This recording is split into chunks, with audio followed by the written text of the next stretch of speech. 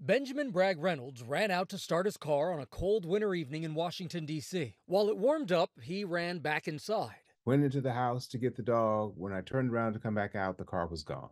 But he had taken the key fob inside with him, something he'd done several times before. I was under the impression that you can start it and walk away from it, but it won't move unless the key is in the vehicle. Never would I have started it and left it had I known it could move. And these 7 5-week-old bulldog puppies were recovered by DC police after the vehicle they were in was stolen when the driver left her car running to keep them warm while she quickly went inside her apartment.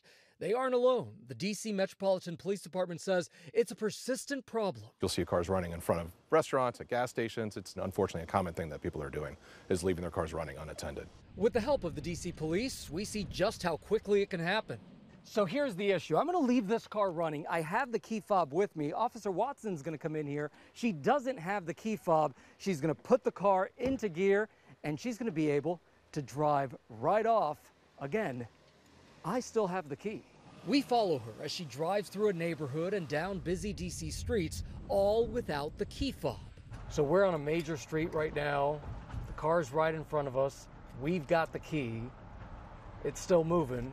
Yep, hasn't stopped. Doesn't surprise you at all. Not a bit.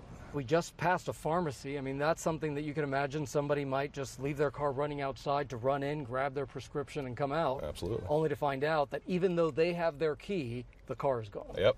For Bragg Reynolds, whose car was eventually recovered in another city, it turned out to be an expensive learning experience.